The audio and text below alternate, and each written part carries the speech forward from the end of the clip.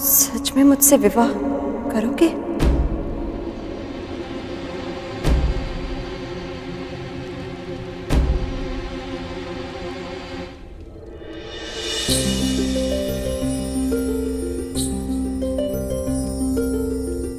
अपना हाथ आगे बढ़ा।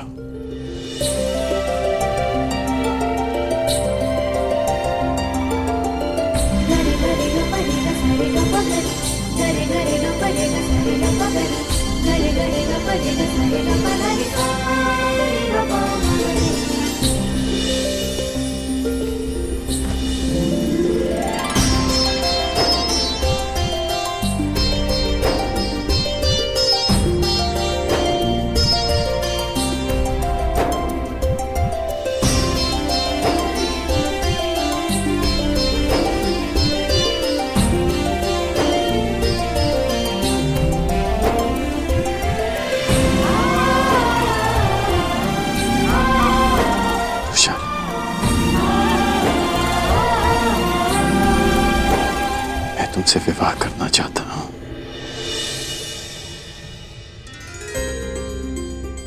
क्या तुम मुझसे विवाह करोगी?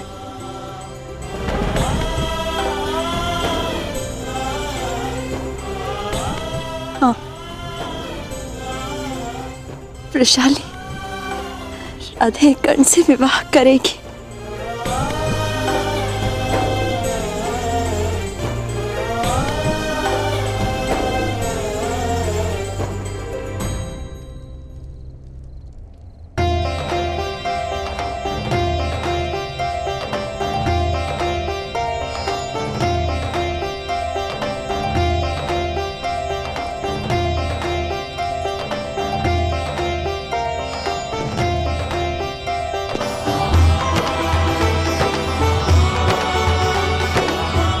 चले।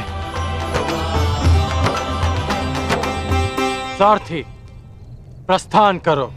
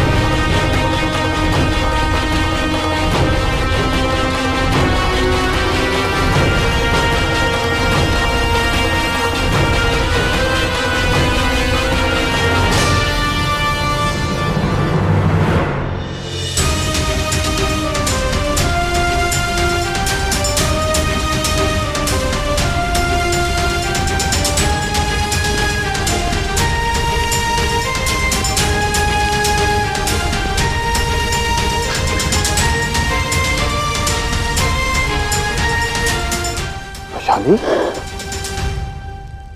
क्या हुआ? कोई बुरा स्वप्न देखा? हाँ कर्ण, बहुत ही भयानक स्वप्न था। मैंने देखा कि तुम विवाह के पोशाक में किसी स्त्री के साथ रथ पर सवार हो और मैं सारथी बनकर रथ की भाग में संभाले हूँ। ऐसे स्वप्न कैसे आ सकते हैं मुझे? तुम स्वप्न में भी किसी और स्त्री के साथ कैसे विवाह कर सकते हो? स्वप्न तुम्हारा और आरोप मुझ पर। छेड़ो मत मुझे कर्ण, मैं बहुत भयभीत हूँ। मैंने सुना है कि स्वप्न भविष्य का संकेत होते हैं। मुझे ऐसा स्वप्न क्यों आया? कहीं यही मेरा भविष्य तो नहीं? शांत हो जाओ वैशाली, शांत हो जाओ। अच्छा बताओ कि तुम्हारे स्वप्न में तुमने उस स्त्री का मुख देखा?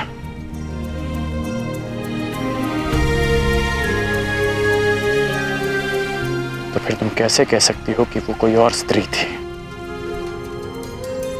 तुमने ठीक कहा कि स्वप्न भविष्य का संकेत होता है। यदि हम जीवन को रथ मानकर चलें, तो ये स्वप्न संकेत कर रहा है कि इस राधेकरण की जीवन संगनी भी तुम हो और सारथी भी तुम। जिस पुरुष की पत्नी उसकी सहयात्री होने के साथ साथ मार्गदर्शिका भी हो, तो बड़ा भाग्यशाली होता है।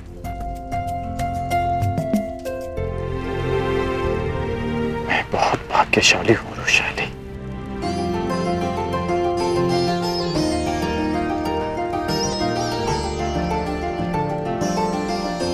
ईश्वर करे इस स्वप्न का संकेत वही हो जो तुमने समझाया,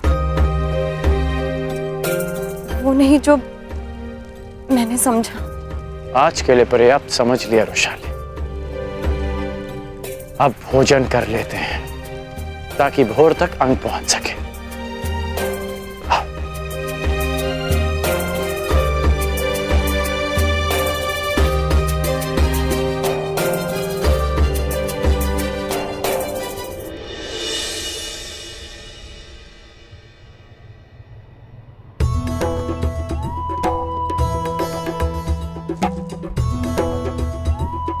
अंगराजकरण की, अंगराजकरण की,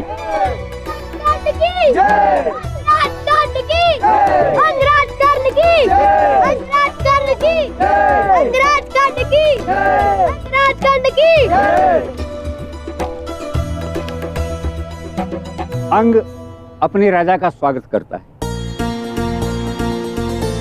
आप अति शीघ्र लौट आए अंगराज। हाँ, क्योंकि आप सबको शुभ सूचना देनी थी। मैंने विवाह करने का निश्चय कर लिया।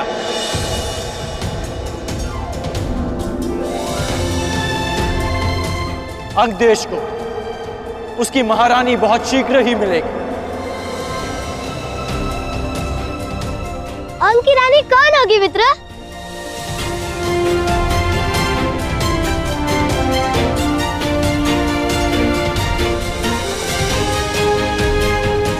वो शीघ्र ही यहां आएंगी मित्र, स्वयं देख लेना।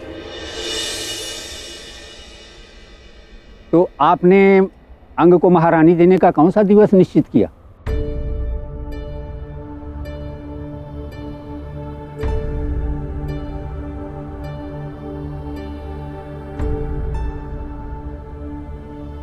पूर्णिमा से अगले दिवस प्रतिपद को विवाह होगा।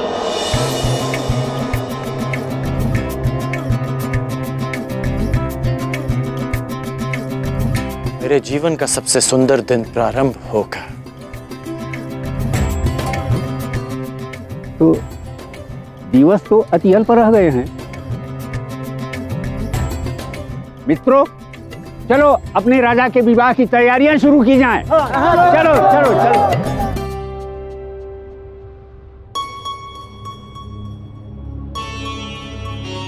कर्ण,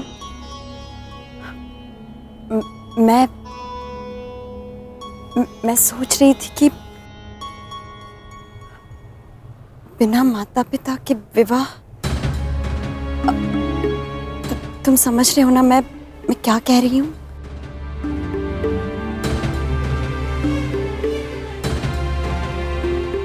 रुशाली, हमारा विवाह माता पिता के आशीर्वाद से ही होगा। मैंने माता और पिताश्री को यहां आने का संदेश दे दिया है और तुम्हारे पिताश्री को भी निमंत्रण भिजवा दिया है रुशाली।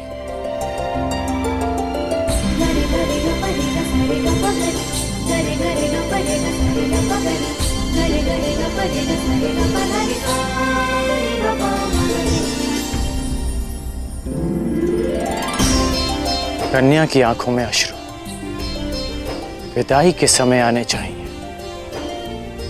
उससे पूर्व नहीं।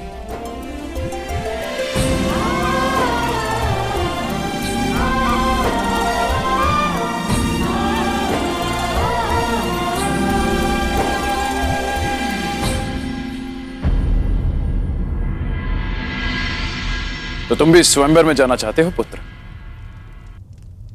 हाँ पिताश्री।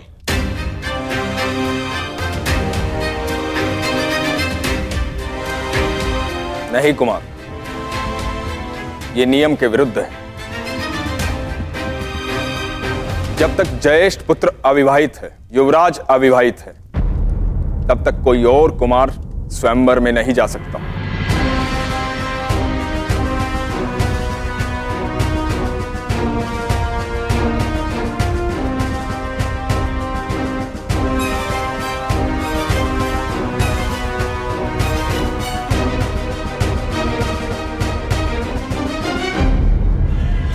युवराज अविवाहित है, तब तक कोई और कुमार स्वयंवर में नहीं जा सकता। विदुर महोदय, ये कौन सा नियम है कि एक पुत्र अपने पिता से मन की बात भी ना कह सके? और रही बात राजनियम की, तो सम्राट राजनियम बनाते हैं, वो स्वयं उसके अधीन नहीं होते। उनकी कही हर बात अघोषित नियम है। और अकारण विवाद क्यों करना है दुर्योधन? ना बात यदि युवराज की है तो उन्हीं से पूछ लेते हैं। क्यों युवराज युधिष्ठिर? जहां तक मैं समझता हूं, आप अपने अनुज का यह निवेदन अस्वीकार नहीं करेंगे।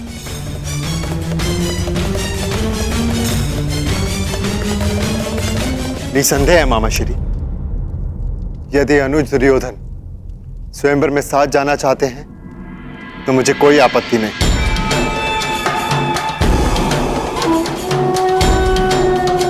उन्हें अपने साथ ले जाकर मुझे प्रसन्नता होगी।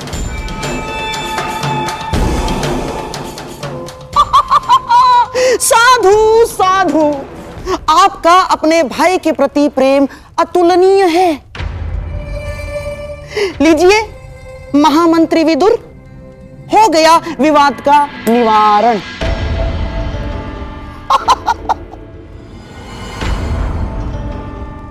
अब दोनों भाई प्रसन्नतापूर्वक स्वयंवर में जाएंगे, और यदि कुमार दुर्योधन साथ रहेंगे तो युवराज युधिष्ठिर की सुरक्षा भी हो जाएगी। और अपने भ्राताओं की सुरक्षा के लिए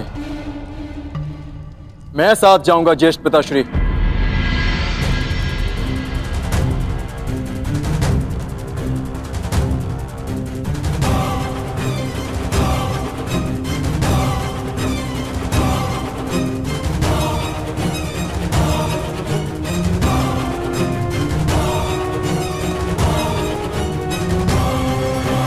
अपने भ्राताओं की सुरक्षा के लिए मैं साथ जाऊंगा ज्येष्ठ पिताश्री।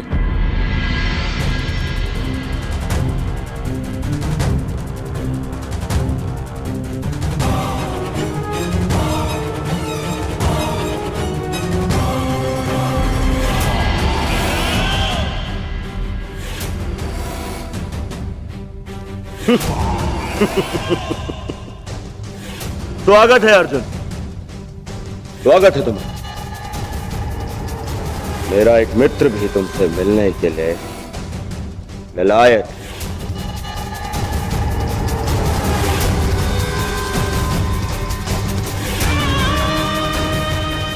विशेषता इस हस्तिनापुर के बाहर,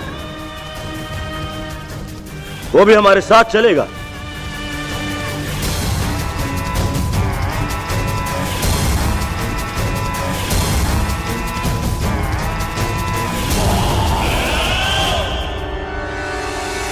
विदुर, कलिंग नरेश को संदेश भेज दिया जाए कि हस्तिनापुर के कुमार स्वयंवर में पधार रहे हैं।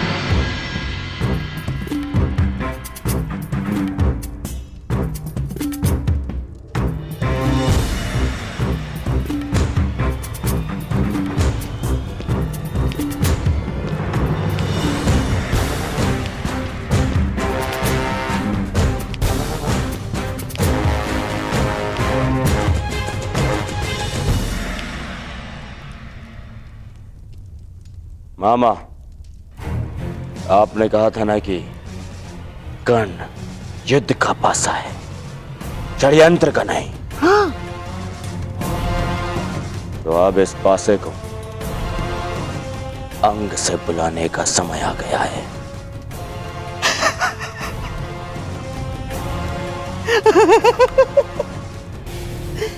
मेरे होने वाले सम्राट।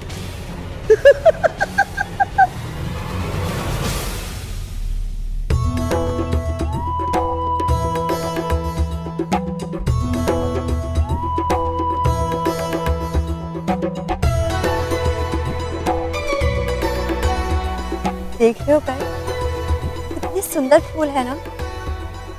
हम हमारे विवाह में ऐसे ही पुष्पों से सज्जा करवाएं।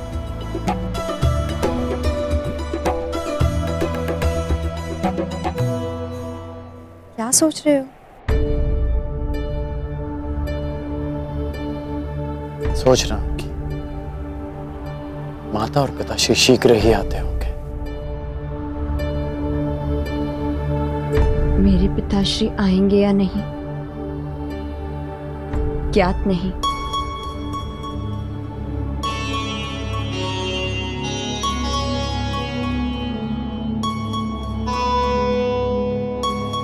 अच्छा एक बात बताओ, क्या सोचा है तुम? विवाह के पश्चात तुम्हारा घर कैसा होगा? पहली बात, वो मेरा घर नहीं हमारा घर होगा। और दूसरी बात, वो भले छोटा होगा परंतु सुंदर होगा। भित्तियों पर सुंदर सुंदर कलाकृति, दोनों पर कलाकृतियां, श्वेत और दूसरे रंग की यवनिकाएं, और खिड़की से ऐसा दृश्य होगा जहां से सूर्य भी दिखे और चंद्रमा भी। और हाँ, ऐसी सुंदर और सुगंधित पुष्प सज्जा हो। और हे ईश्वर, पुष्प सज्जा का कार्य अधूरा पड़ा है। तुम भी ना मुझे बातों में उलझाकर ना स्वयं कुछ करते हो ना मुझे कुछ करने देते हो। कहाँ मैंने सोचा था कि तुमसे पुष्प सज्जा में सहायता लो, परंतु तुम जैसे कठोर योद्धा कहाँ से इन कोमल से पुष्पों को समझेगा।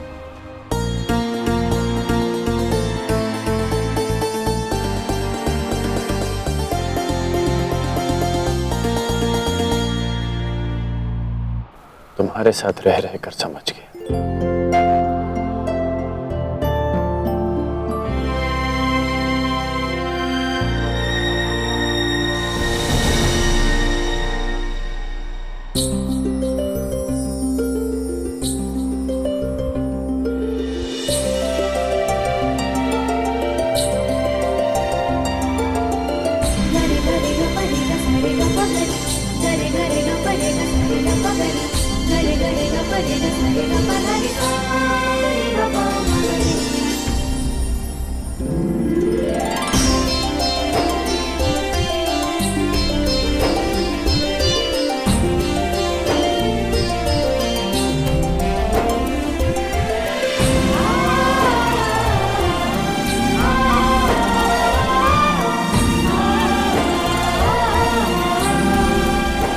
कैसा लगा मेरा प्रबंध?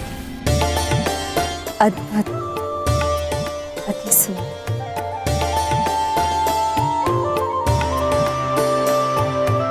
हमारा प्रेम इन फूलों की तरह रहेगा, अद्भुत और अति सुंदर। परंतु इन पुष्पों का एक गुण नहीं होगा हमारे प्रेम। वो क्या? ये हमारा प्रेम कभी मुरझाएगा नहीं।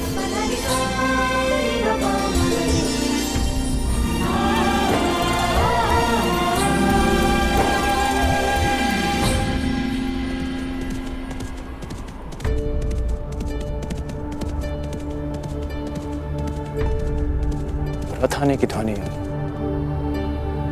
प्रतीत होता है काका काकी आ गए। कदाचित मेरे बाबा भी?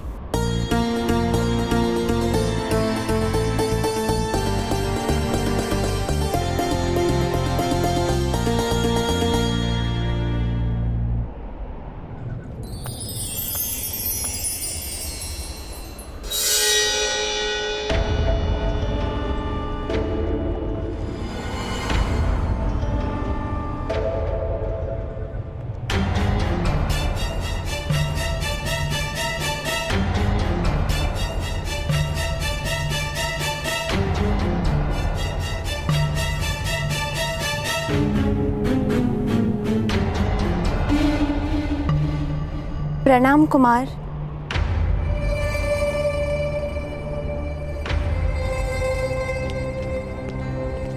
मित्र दुर्योधन, यहाँ अचानक?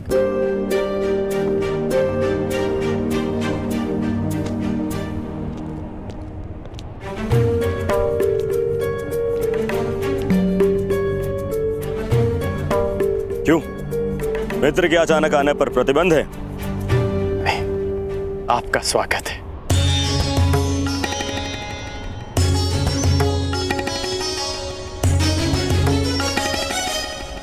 कैसे हो मित्र? आश्चर्यचकित हूं। आने का संदेश तो दिया होता मित्र, कम से कम स्वागत का प्रबंध तो कर लेता। स्वागत के समय नहीं है मित्र, हमें अभी और इसी समय कलिंग की ओर प्रस्थान करना है। चलो। अचानक कलिंग?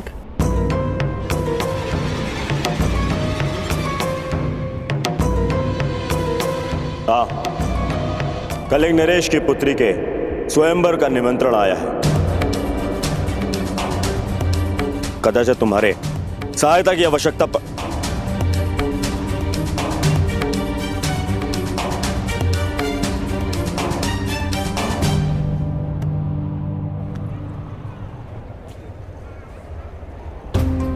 अब इसे क्या हुआ है? तो वृषाली और मेरा विवाह होने वाला है। तुम्हें भी निमंत्रण भिजवाया है मित्र। विवाह? कब है विवाह? पूर्णिमा के अगले दिन। तो मुझे लगा था कि अगर तुम मेरे साथ में चलोगे तो उचित होगा, परंतु तुम्हारा विवाह भी है।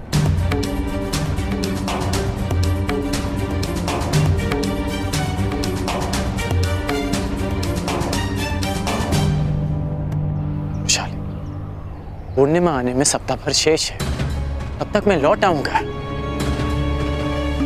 अवश्य किसी संकट का अनुमान होगा कुमार दुर्योधन, इसलिए मेरी सहायता की आवश्यकता है।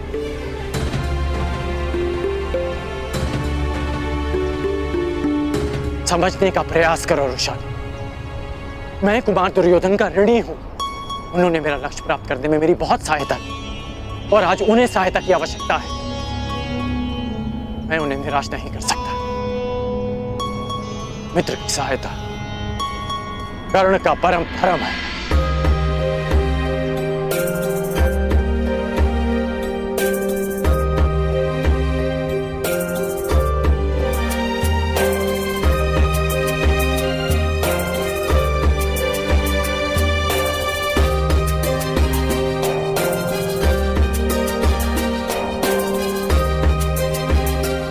कर्ण और कर्तव्य दोनों की राशि एक ही है राधे। जिसके साथ जीवन के मार्ग पर चलना है, उसके कर्तव्य के मार्ग पर बाधा नहीं बनेगी ये वृषाली। मैं प्रतीक्षा करूंगी कल पूर्णिमा से पहले लौट आऊं।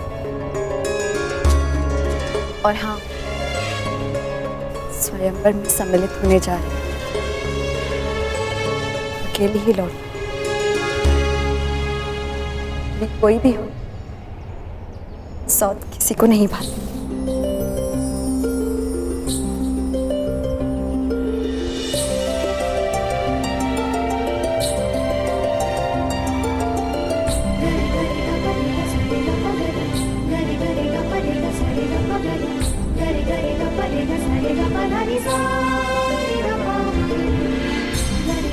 कर्ण और कर्तव्य की राशि एक, शादी और विश्वास की राशि भी एक है।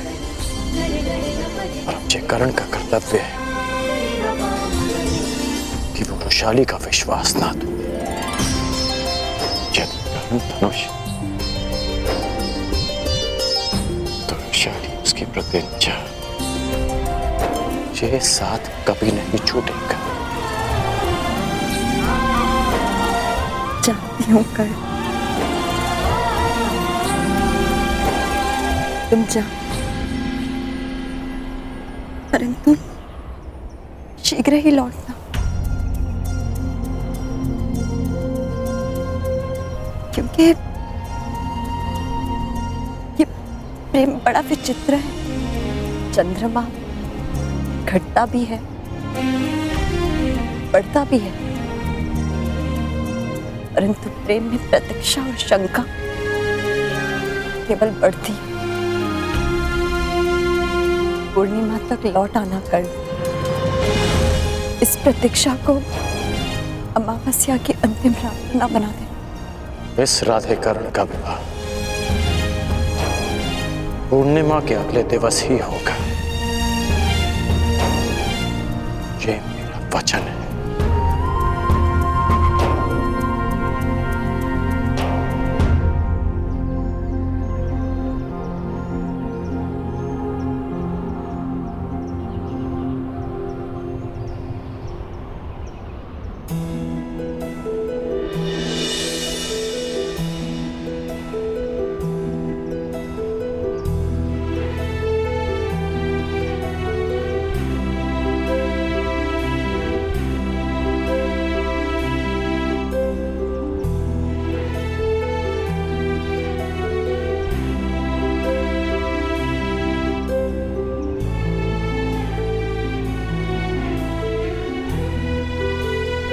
ईश्वर करे मेरा स्वप्न सत्य सिद्ध ना हो।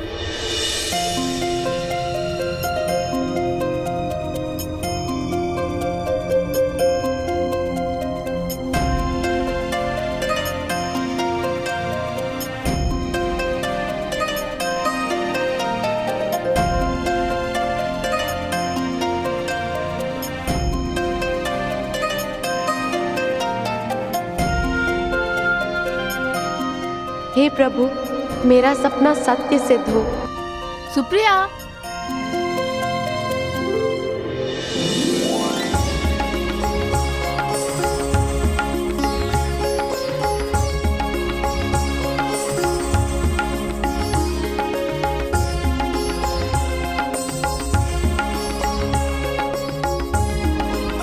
सुप्रिया शीघ्रता से चलो, राजकुमारी भानुमति आपकी प्रतीक्षा कर रही हैं। आ रहे।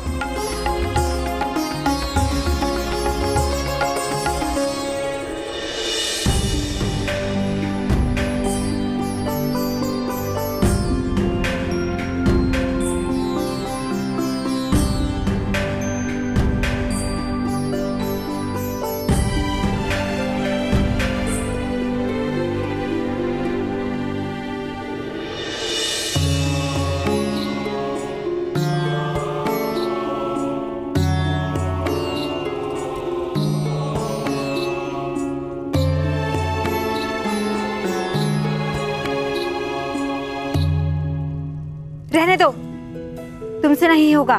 सुप्रिया के अतिरिक्त कोई भी हमारी रूप सज्जा ठीक से नहीं कर सकता। कहाँ है सुप्रिया?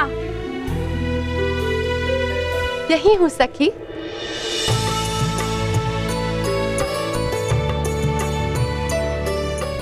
सुप्रिया,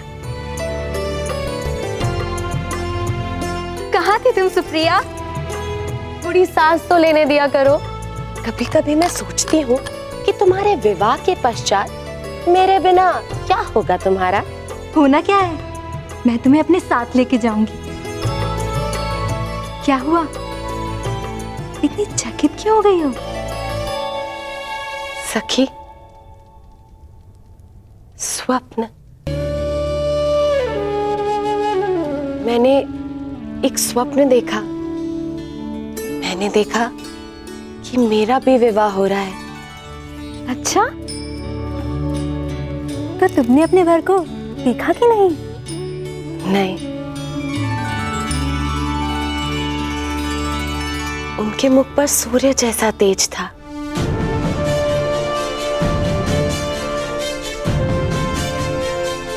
मैं स्वप्न में भी उनके समक्ष अपनी आंखें खोल ही नहीं पाई।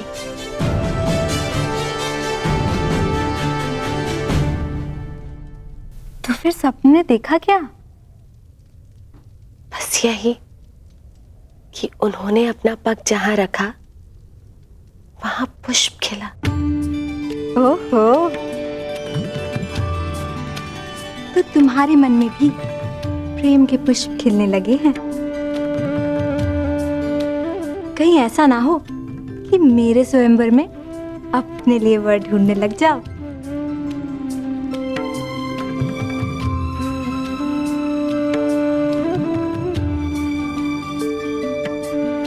और भानुमति नाम का ये पुष्प कहीं बिना खिले ना रह जाए। अरे हंस क्या रही हो?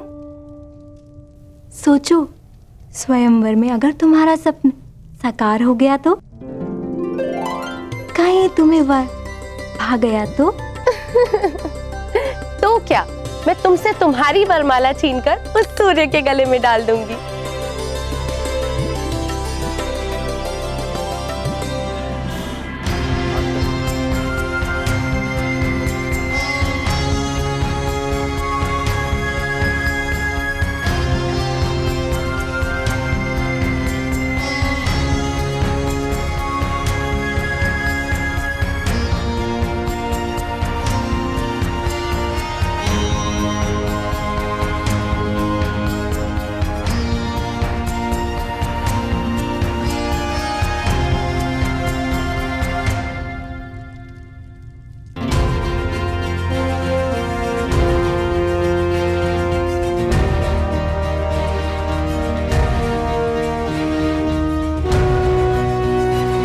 कलिंग का राजप्रसाद हस्तिनापुर जितना विशाल ना सही, किंतु सुंदरता में कम भी नहीं।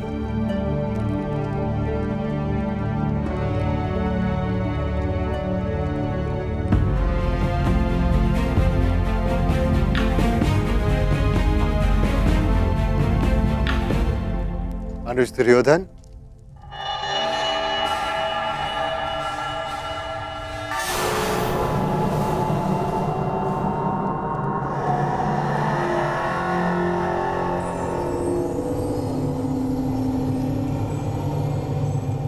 आप तो बहुत शीघ्र ही आ गए।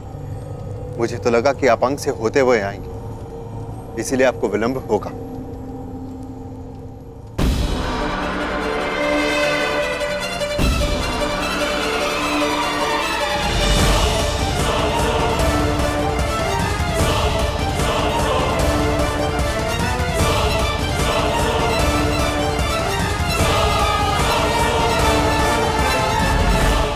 शीघ्रता तो आपने दिखाई है युवराज। बड़ी ग्लानि होती है मुझे जब मैं सोचता हूं कि इस महान भारत युग को युधिष्ठिर जैसा युवराज मिला है।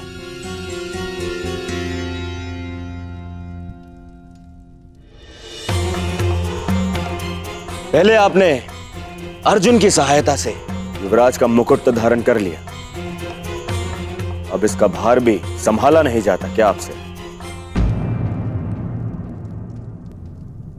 कि आज भी अर्जुन को ले आए हैं अपनी सहायता के लिए?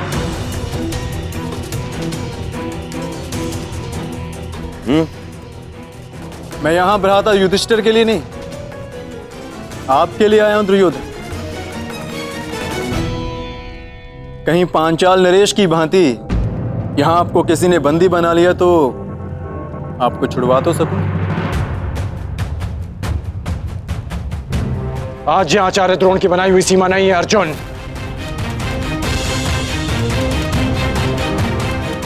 आज दुर्योधन के साथ कर्ण भी प्रस्तुत है, जो उनकी हर शत्रु से रक्षा करने में समर्थ है।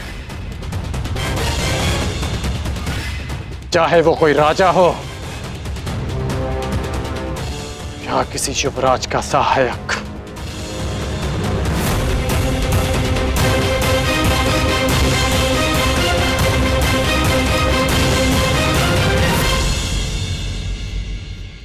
तो क्यों ना अधूरा द्वंद्व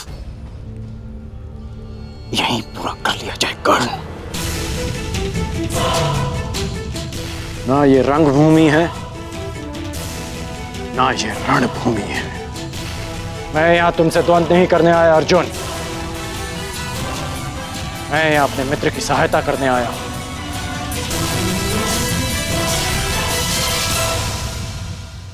मैं वचन देता हूं कि पहला बाण मैं नहीं चलाऊंगा, परंतु यदि किसी और ने आक्रमण किया तो उस युद्ध को अंत करने का अंतिम बाण मेरा होगा।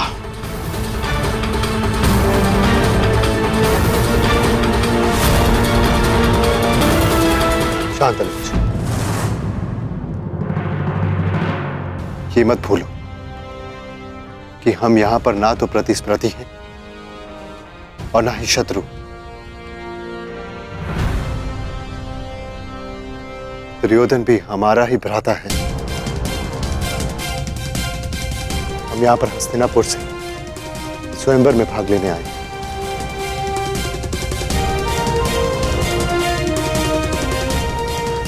अनुज दुर्योधन, हम यहां से हस्तिनापुर की राजवधु लेके जाने आए हैं। इसीलिए इससे कोई अंतर नहीं पड़ता कि वरन आपका हो या मेरा।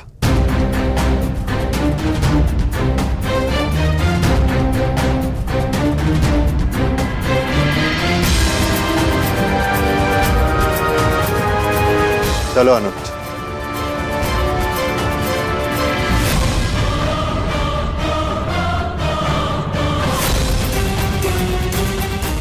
चलो।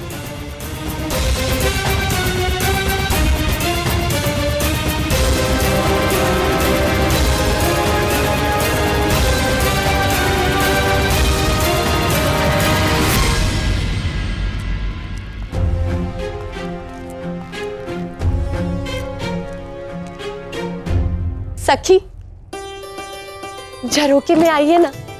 यहाँ से स्वयंवर में आए सभी राजा और राजकुमार दिखाई दे रहे हैं। चलिए। नहीं सखी, राज्यसभा में आपको इतना समय नहीं मिलेगा, इसलिए अभी इन राजाओं और राजकुमारों को अच्छे से देख लीजिए। वर चुनने में सरलता होगी आपको। इतने सारे राजकुमारों में से किसी एक का चयन करना कोई आसान कार्य तो नहीं है ना? इतना कठिन भी नहीं है सखी।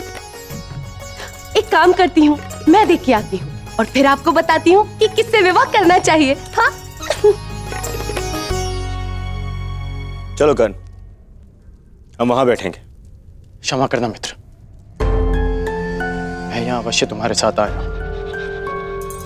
परंतु मैं स्वयंवर में भाग नहीं ले सकता। ये स्थान तुम्हारे लिए है। तो तुम क्या करोगे? मेरा कार्य तुम्हारी रक्षा करना है। मैं इस महल का निरीक्षण कर आता हूं।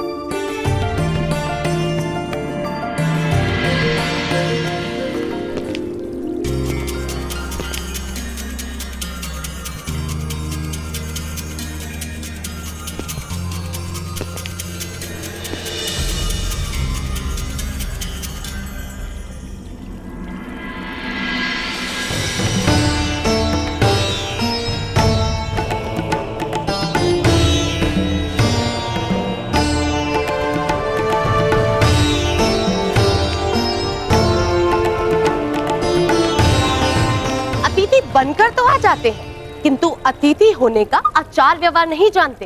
देखते ही नहीं कि पांव किधर आ रहे हैं। मेहमानों को निमंत्रण दे देते हैं, परंतु ये तक नहीं जानते कि उनका मार्ग काटा नहीं जाता है। कलिंग वासियों को किसी से सीखने की कोई आवश्यकता नहीं कि अतिथि सत्कार कैसे किया जाए। सबका ज्ञात नहीं, परंतु कुछ हैं जिन्हें सीखने की आवश्यकता है। बहुत अभिमान है स्वयं पर। हाँ, अभिमान मूर्खों का व्यसन होता है देवी, और वो व्यसन मुझे अभी तक लगा नहीं, परंतु उस व्यसन का प्रभाव आप पर अवश्य दिखाई देता है। इतना अहंकार! अरे आपके साथ विवाह करने वाली स्त्री केवल अश्रु बहाएगी। मेरी जीवन संगनी की चिंता करना छोड़िए, परंतु इतना अवश्य दिख रहा है कि जिससे भी आपका विवाह होगा उस पुरुष के मुख पर कभी मुस्कुराहट नहीं आएगी। प्रणिपात।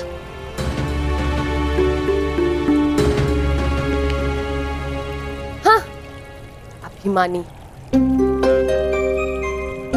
चलो, कम से कम ये तो ज्ञात हो गया कि राजकुमारी को किससे विवाह नहीं करना चाहिए।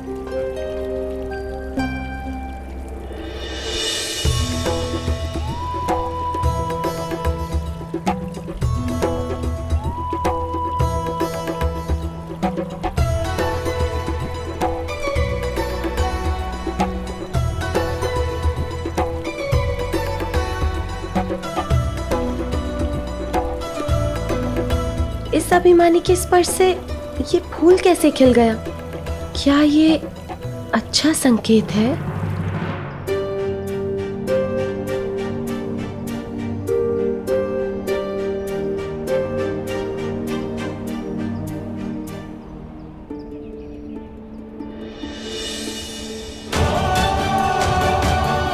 ये फूल कैसे मुरझा गया?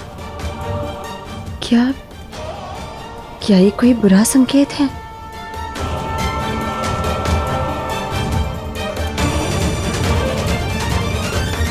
यहाँ मैं बैठूंगा।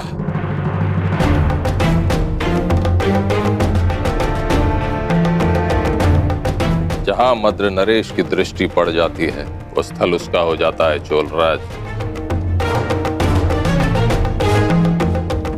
अब ये स्थान मेरा है। यहाँ सर्वप्रथम मैं उपस्थित हुआ था और इस स्थान पर तुम बैठना चाहते हो ताकि कुमारी भानुपति की दृष्टि सर्वप्रथम तुम पर पड़े, लेकिन हम ऐसा नहीं होने देंगे। इस स्थान पर हम बैठेंगे। आप दर्पण देखा करे चोलराज, दरिद्रता आपके मुख पर विराजमान है और आप इस प्रथम स्थान पर विराजने आ गए। कहीं ऐसा ना हो कि राजकुमारी भानुमति आपको देखते ही भय से मूर्छित हो जाए। आप हमारा अपमान कर रहे हैं। अपमान तो उसका होता है जिसका कोई मान हो। हम तो आपको अपमान के योग्य भी नहीं समझते।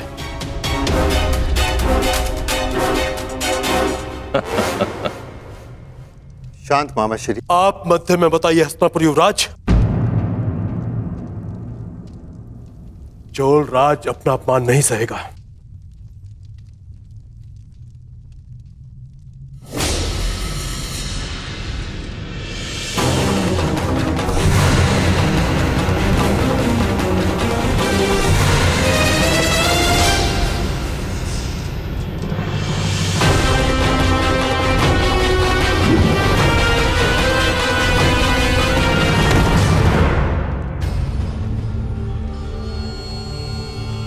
क्या हुआ चोलराज? उठो, प्रहार करो। मुझे क्षमा करें मद्र नरेश।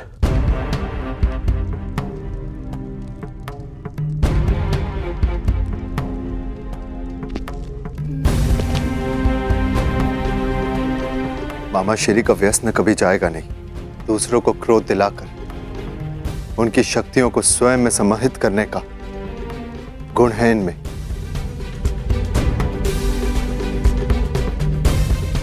चलो अर्जुन।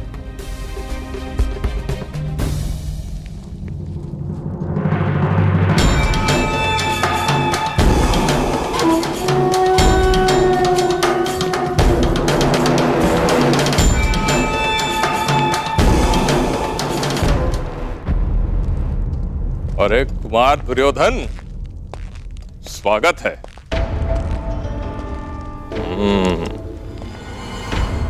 युवराज न बन पाने का क्षोभ आप स्वयंवर में विजय होकर दूर करना चाहते हो।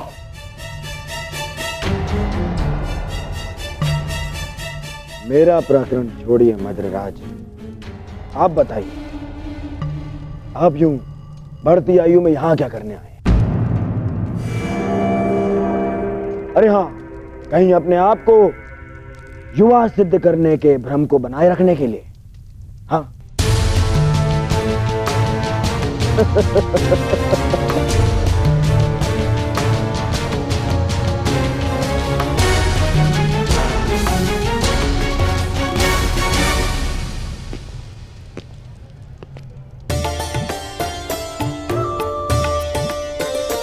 सखी, उसे देख रही हो?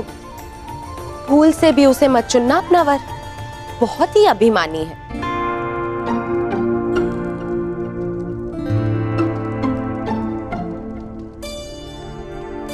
इसे ना चुनो सुप्रिया।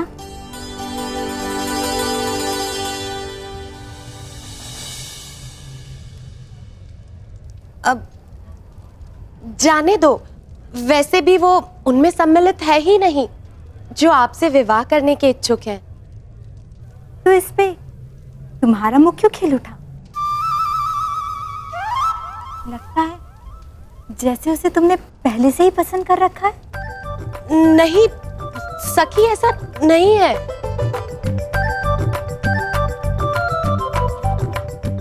जो भी है, वो तो इस पुष्प ने बता दी। अब उसका नाम बता दो।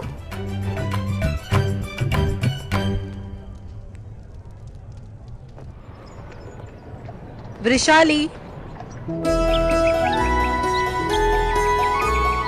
काका काकी,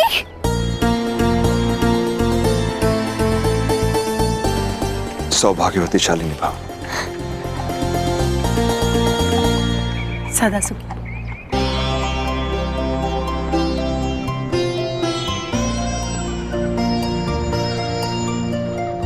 अब तो तुम सदा के लिए मेरे पास आने वाले।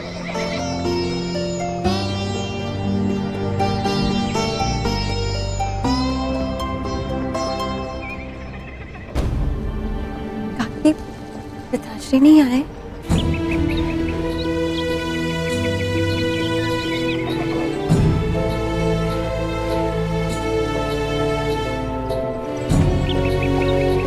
काका काकी, कर्ण तो है नहीं यहाँ। जानता हूं। हस्तिनापुर में सूचना मिली, कुमार दुर्योधन उसे अपने साथ कलिंग ले गए। परंतु आप चिंता मत कीजिए, मैं हूं यहाँ आपके स्वागत के लिए। चिंता की बात है वृषाली, युवराज के साथ कुमार अर्जुन भी गए।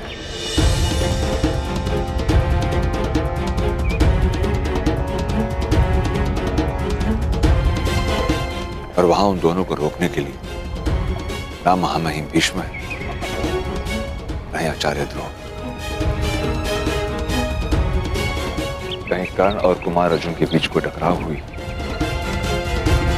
कुछ भी हो सकता है।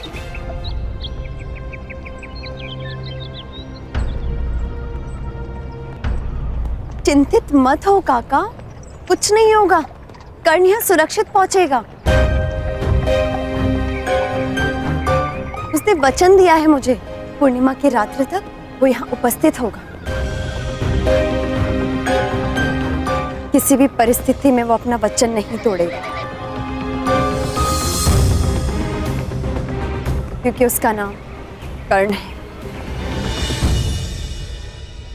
नाम तो ज्ञात नहीं है सखी, किंतु अहंकारी अवश्य है। कलिंग की राजसभा में आप सभी आगंतुकों का हम स्वागत करते हैं। हमें आशा है कि आपकी सेवा में कोई त्रुटि ना हुई होगी। आज हमारी पुत्री कलिंग की राजकुमारी भानुमति का स्वयंवर है, इसलिए ना कोई चुनौती होगी और ना ही कोई स्पर्धा। आर्य पद्धति के अनुसार राजकुमारी भानुमति आपके समक्ष उपस्थित होंगी।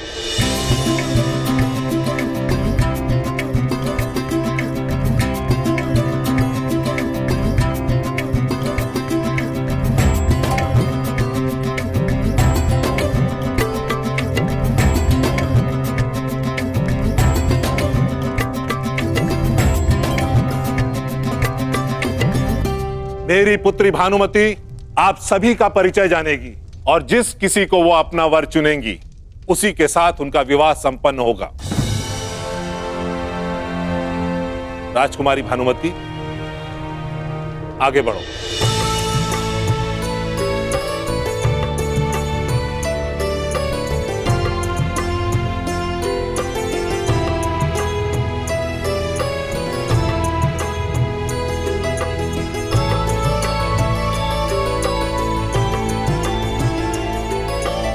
ये है मद्रुपति, महाराज शल्य, तलवार चलाने और मल्ल युद्ध में निपुण। इनका युद्ध कौशल समस्त आर्यवर्त में विख्यात है।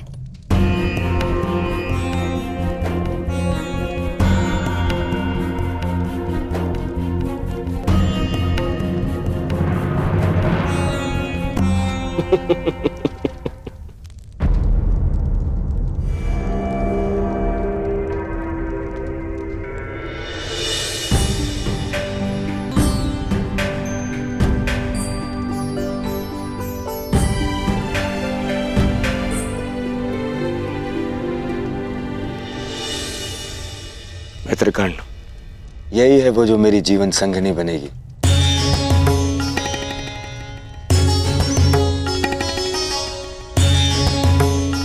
कदाचित पूर्णिमा के पश्चात हम दोनों का विवाह एक साथ ही होगा। मित्र, तुम भूल रहे हो कि यह स्वयंवर कुमारी भानुमति का है। यहां चुनने का अधिकार केवल उन्हें है। यदि ऐसा है तो उसे दुर्योधन को चुनना होगा। अब भानुमति का विवाह दुर्योधन से ही होगा।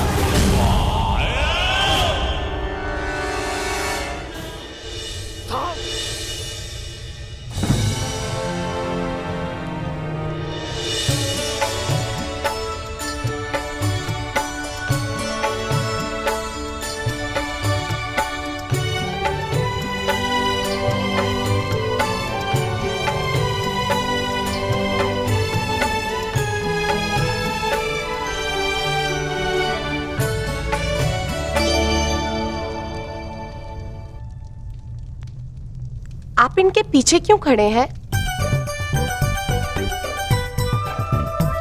कौन है आप?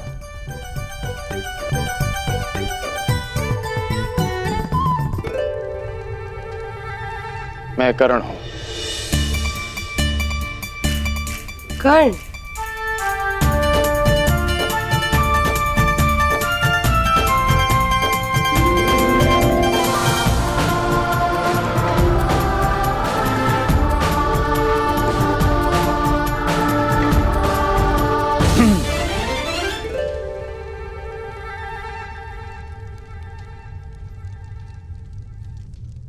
और ये है हस्तिनापुर कुमार,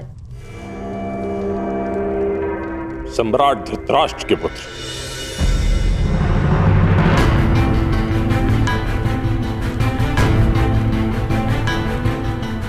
ये लगभग यहां अनामंत्रित ही हैं। ये ना तो कहीं के राजा हैं, ना ही युवराज। मैं कलिंग नरेश से पूछना चाहता हूं कि फिर इन्हें इस स्वयंवर में आने की अनुमति क्यों दी गई?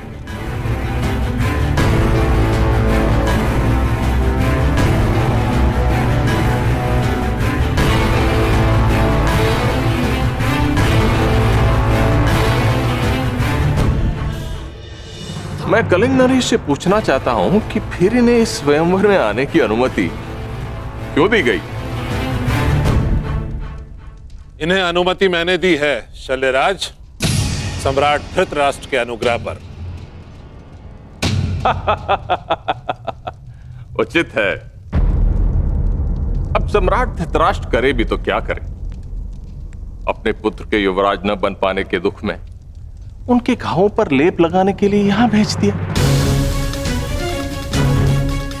भाई, हम तो कहते हैं कुमारी भानुमति का विवाह इन्हीं से करवा दीजिए। कदाचित विवाह के शुभ अवसर पर इन्हें मुकुट पहनने का सौभाग्य मिल जाए।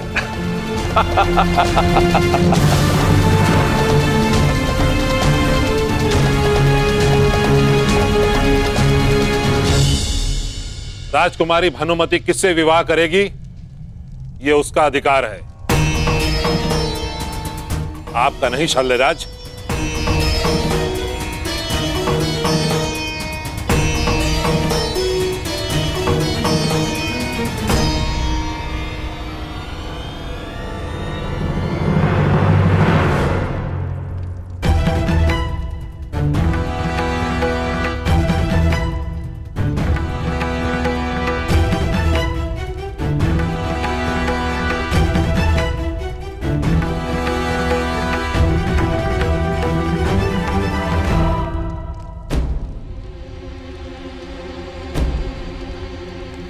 मित्र, अपने क्रोध पर नियंत्रण रखो।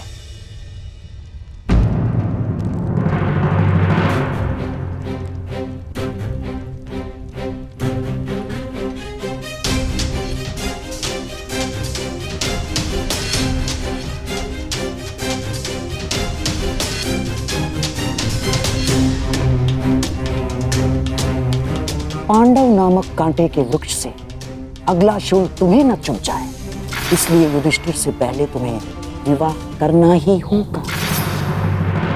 बस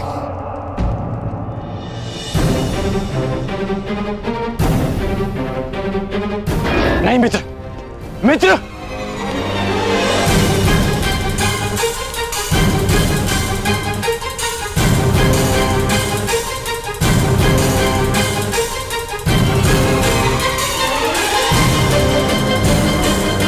यह अपराध है,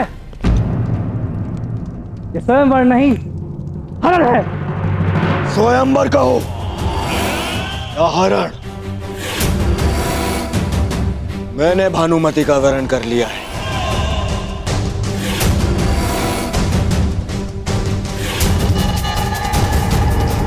और अब भानुमति का विवाह मुझसे होगा, दुर्योधन से।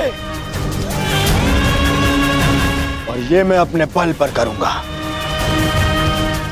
अपने पिता के अनुग्रह पर नहीं।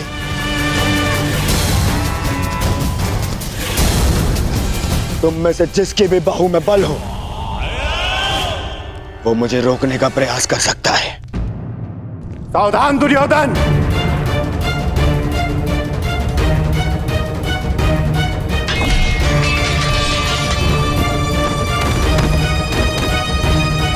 अरे स्वयंवर में हस्तिनापुर का आमंत्रित कुमार स्वयंवर का हरण कर ले, ये हस्तिनापुर की मर्यादा का हनन है और नारी की गरिमा का भी। युवराज का अनुज होने के नाते मैं ये नहीं देख पाऊंगा। आज आप मुझे मत रोकेगा।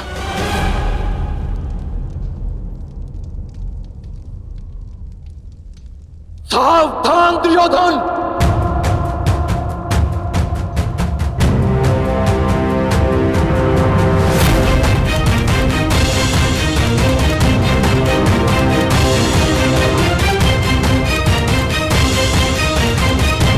या तो राजकुमारी भानुमति को छोड़ो या फिर युद्ध के लिए प्रस्तुत हो जाओ। अब मैं भानुमति को छोड़ूंगा और न ही तुम्हारे साथ मैं युद्ध करूंगा अर्जुन।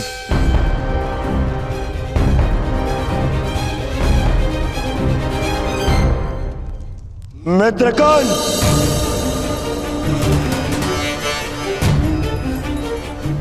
जिस प्रयोजन से मैं तुम्हें साथ लाया उसे सिद्ध करो।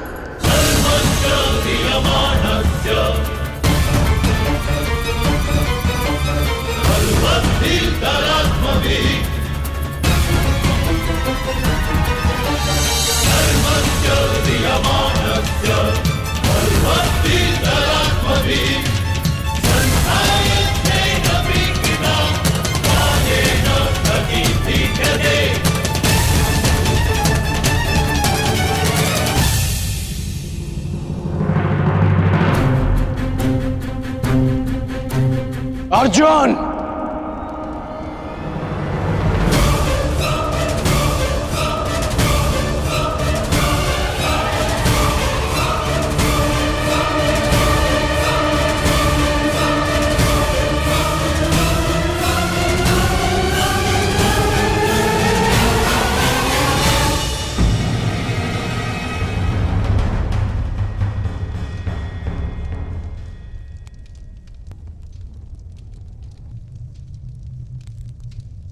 आज तुमसे ये युद्ध मेरा मंतव्य नहीं, कर्तव्य है। मैं यहां कुमार दुर्योधन की ढाल बनकर आया हूं।